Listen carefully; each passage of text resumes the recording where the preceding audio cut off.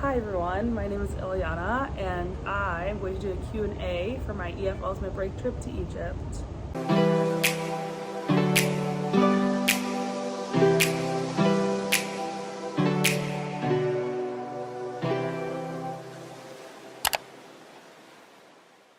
First thing is first, if you want to book a trip to Egypt or you want to book any trip with EF Ultimate Break, I am an EF Ultimate Break ambassador, so you do get $100 off using my code. I have a link that I'm going to post in the description below. Once you click on that link and you book your first trip, it activates the code UAIllyanna100. You cannot go in onto the EF Ultimate Break website normally and just type in the code. You have to book with the link. So if you are interested, feel free to DM me on Instagram if you have questions, or just book with that link below, and I hope you enjoy your trip. Okay, I'm like fresh in Egypt. I'm literally in the airport waiting to go home right now. Yeah, I have 2 hours to kill and I'm trying not to fall asleep. It is currently midnight. My flight leaves at 3:10 a.m. That's just, they have like 24-hour flights. It is what it is. I asked on Instagram what questions you had about my Egypt trip, and so here they are. Question number one was how was going through customs and getting a travel visa. Like, super easy. Hopped off the plane, walked down to the airport terminal. There's like a little window on the side of the terminal where, and I flew Lufthansa, so there's different terminals here, but that's the terminal that I was in, Star Alliance. Walked down the stairs, there was a little window that had like an exchange/visa pickup. You basically just give them $25 US cash, handed them 25 bucks. He gave me my sticker. I took my sticker and my passport to the immigration window.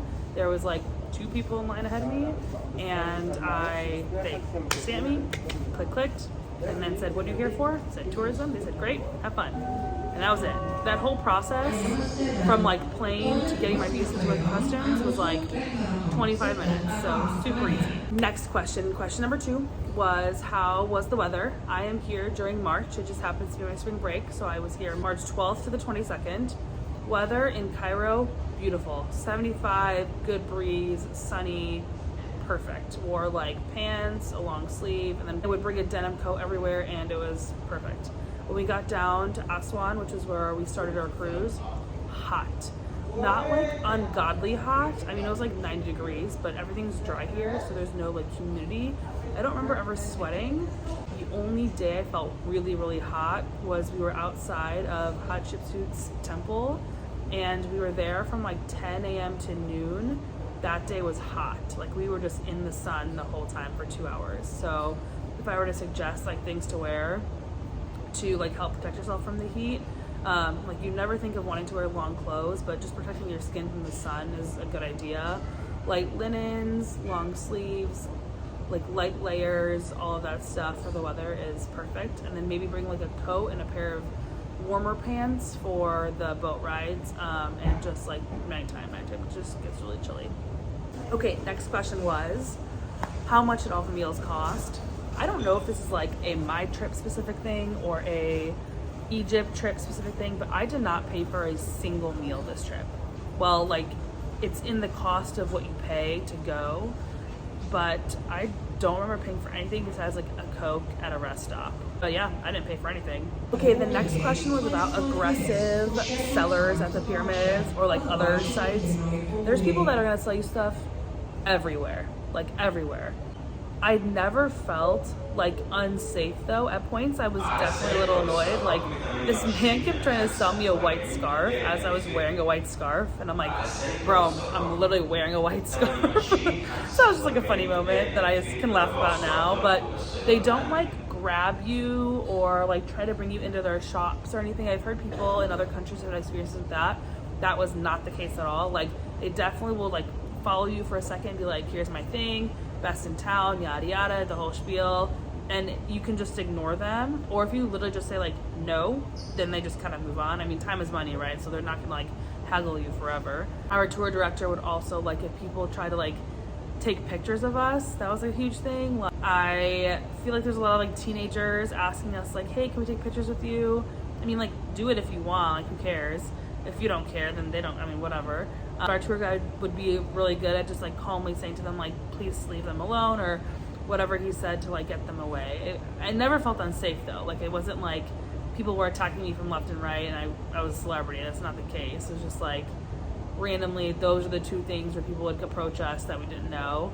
Now our tour director is with us almost the entire time, and we also would have like one other guy with us too, who was like a local who worked in like the tourism. I wouldn't call it like a security guard. I don't know what they were, but they were just always with us, and they would like always just kind of watch out for us. But I never felt unsafe, and I've been in countries where people have been way more aggressive in selling things. So like, they're gonna sell you stuff, and that's their job. They're trying to make money off you, but you can just ignore or say no, and it stops. Next question, the food.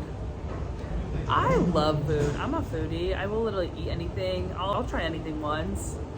And I thought the food was overall really good. Lots of like pita bread, veggies, salads, meats. Just like kind of like your typical Mediterranean food with like just Egyptian seasoning. There were some self-proclaimed picky eaters on this trip who kind of, I think, struggled a little bit with the food, but I will always try anything once, and if I don't like it, I don't eat it. If I love it, I eat it all day. I ate everything. I tried everything. The desserts were fire. Cruise food was good. Overall, A+ with food. The next question was about the hot air balloon ride and if I think it was worth it. I had done a hot air balloon ride in Jordan. Well, let me back it up. I'm like terrified of heights. And the first time I did a hot air balloon ride in Jordan was awesome. This was no different, just a different like view. In Jordan, it was in the desert, and here it was like in a neighborhood with farm around it and like over the Nile. It was pretty beautiful and spectacular and like honestly soothing. You don't realize how like the hot air balloon ride is not bumpy. It's really soft. We had a really pretty soft landing, pretty good flight. Yeah, I mean, I think it's like a once in a lifetime opportunity, and that like if that's what you want to do, like do it. Also, how many times do you get to say that you flew a hot air balloon over the Nile? Okay, that's all. Next question was about clothing, and like what is appropriate and not appropriate to wear. Our tour director right off the bat was like, y'all can wear whatever you want, which had me kind of shook because I had specifically in my head planned like pants, long sleeves, cover everything, modesty. Nobody there is walking around in like a tank top and shorts. Like that's just not the culture. So I think if I were to have done that, I would have felt really like insecure and out of place. So I'm glad I did not pack that way. But like tourists literally wear whatever they want, and some people are out here wilding. But I'm glad that I dressed more modestly. I took pictures with like my shoulders uncovered. I would always bring a cover with me everywhere. Most of the time, like I just wore skirts where my knees were covered. Like mini skirts are just not a thing, or like shorts are just not really a thing. So I dressed more modestly, but they do say you can wear whatever you want. I wore a ton of linen pants, like bodysuits from Express with like linen shirts over. I wore a lot of like light long sleeve shirts and some like short sleeve shirts. I just didn't really want to buy a lot for this trip. So I just like being a teacher, my teacher wardrobe was just like pretty modest but colorful in general. So that's just what I wore. I should have packed a lot less shoes. I brought 4 pairs for absolutely no reason. I only wore 2 of them. So bring a pair of like comfortable sandals, and then definitely a pair of gym shoes. Like when you're walking throughout the temples and the pyramids, you want just to have your feet like covered. There's just rocks and sand, so definitely wear some gym shoes. So my answer to clothing is you can really wear whatever you want, but I just chose to dress more modestly and just wear like light colors, bright colors, and be fashionable more in like my color choice and not necessarily like the style of the clothing I was wearing. Let me add on to that because somebody just posted like an add-on to that question on where do I buy my outfits. Lots of Amazon, Express, lots of Old Navy. That's basically my free like holy trinity.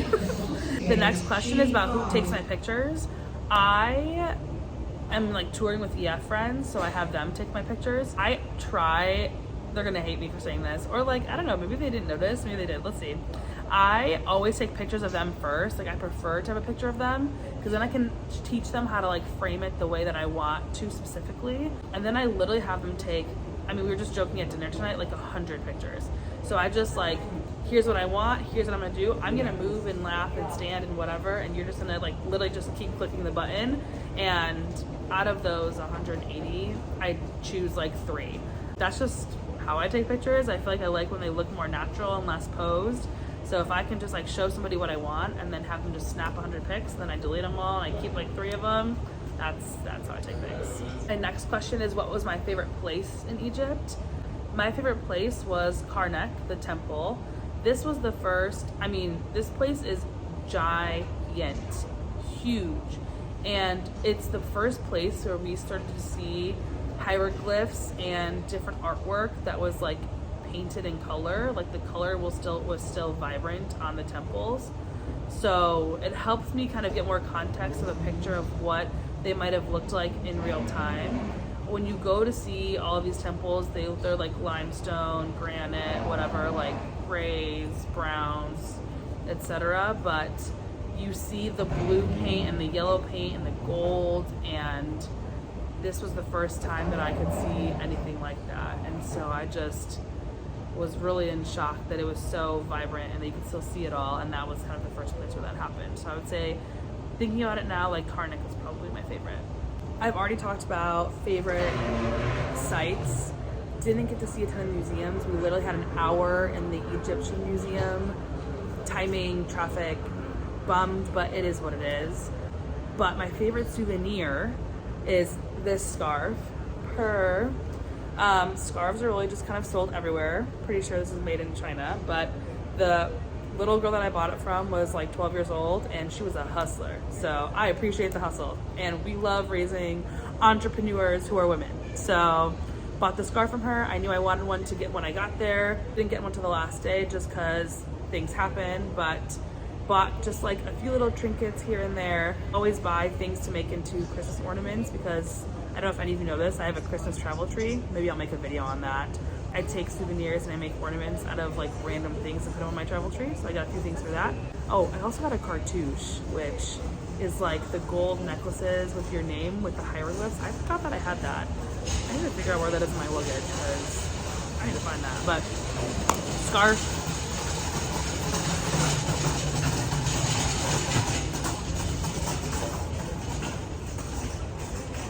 But scarf and then my gold cartouche. Duh, how could I forget? I'm having such a hard time picking a favorite part, so I'm waiting till the end to tell you what this is, because there's just little pockets of greatness throughout this entire trip.